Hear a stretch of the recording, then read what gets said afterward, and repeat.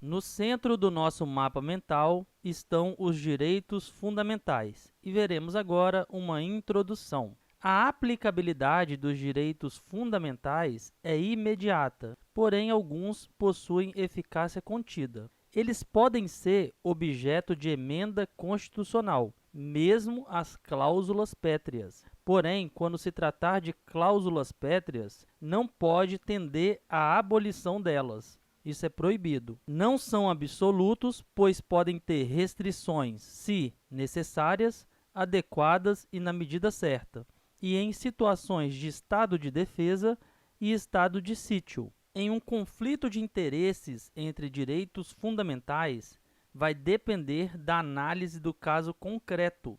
Um não prevalece sobre o outro, pois eles têm a mesma hierarquia, pois ambos são constitucionais, ou seja, um não exclui o outro. Temos uma diferença entre direitos e garantias. Direitos são bens e vantagens na Constituição. Por exemplo, direito ao juiz natural. Já as garantias asseguram o exercício do direito. Por exemplo, os remédios constitucionais. Os direitos fundamentais aplicam-se também aos estrangeiros, mesmo que sejam turistas, e às pessoas jurídicas. No centro do nosso mapa mental estão os direitos fundamentais, e o que queremos saber são as suas características gerais. Eles são imprescritíveis, inalienáveis, irrenunciáveis, invioláveis, universais, se aplicam a todos, efetivos, interdependentes, complementares, relativos, não podem ser aplicados de forma absoluta, e têm eficácia vertical e horizontal.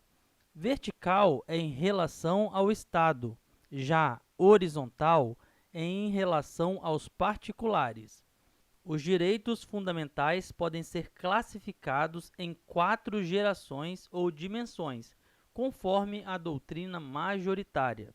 A primeira dimensão, ou geração, são as liberdades políticas, os direitos políticos, direitos civis, e a palavra-chave é a liberdade. O histórico é a Magna Carta de 1215 e o Bill of Rights de 1688.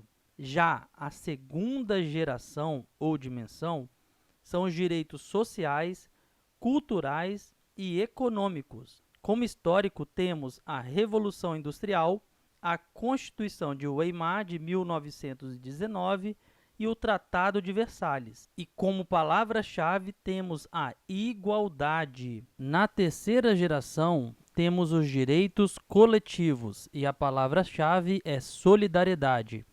Finalizando, temos outras classificações doutrinárias que podem classificar quarta geração, quinta geração, mas para tópicos relevantes de prova, o mais importante é sabermos a primeira geração, a segunda e a terceira, liberdade, igualdade e solidariedade. Esses são os tópicos mais importantes desse tema. Iniciaremos pelo direito à vida, e ele tem duas concepções: o direito de manter-se vivo e o direito de ter uma vida digna. Importante saber que não fere o direito à vida as pesquisas com células-troncos embrionárias e nem o aborto de feto anencéfalo. No Brasil, é vedado a pena de morte, salvo em caso de guerra declarada. Então, muita atenção, porque se a prova perguntar se a pena de morte é 100% proibida, a questão está errada. A pena de morte é vedada, porém, há uma exceção, o caso de guerra declarada. O princípio da igualdade, ou também conhecido como o princípio da isonomia, iguala homens e mulheres nos termos da Constituição. Igualdade é tratar igualmente os iguais e desigualmente os desiguais, na medida de suas desigualdades. Por isso que é permitido a discriminação positiva. Como exemplo, podemos trazer as vagas para pessoas com deficiências em concursos públicos. O princípio da legalidade diz que para a administração pública O administrador só pode fazer o que é permitido em lei. Já o particular pode fazer tudo que não for proibido em lei. Ninguém será obrigado a fazer ou deixar de fazer alguma coisa senão em virtude de lei. E é importante saber que o princípio da reserva legal é quando se exige lei formal. Exemplo, a lei definirá algo. Sempre que tiver isso, a lei definirá, a lei vai traçar, enfim, coisas semelhantes, isso quer dizer que há exigência de lei formal.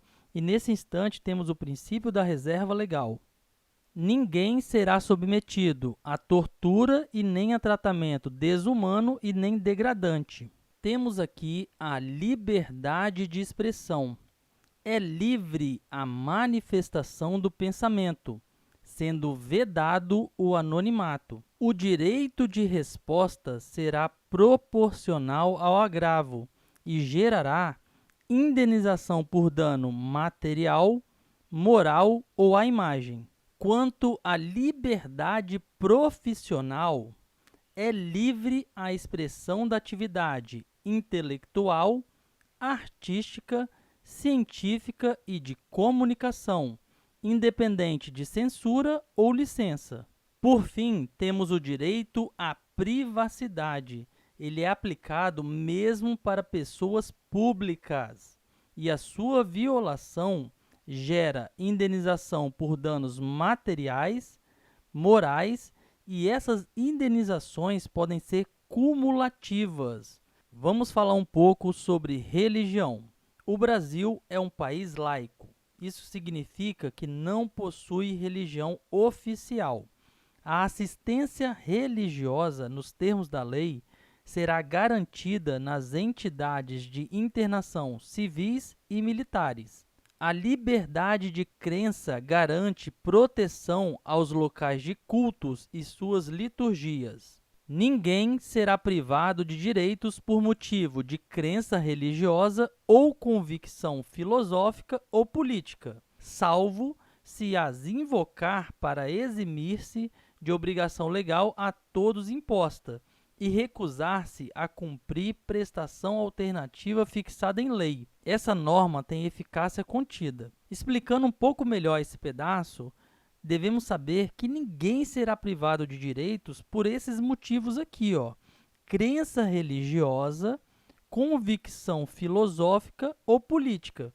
Porém, se o indivíduo utilizar da crença religiosa, da convicção filosófica ou política para se esquivar das obrigações legais que são a todos impostas e ainda se recusar a cumprir uma prestação alternativa que será fixada em lei, aí sim ele será privado de direitos. Vamos falar sobre casa e vamos interpretar de forma extensiva. Por exemplo, o local de trabalho vai ser considerado casa, um quarto de hotel vai ser considerado casa. Então, nós vamos interpretar extensivamente a casa como locais de trabalho, quarto de hotel, enfim, local onde a pessoa se encontra habitualmente. A casa é asilo inviolável do indivíduo, essa é a regra.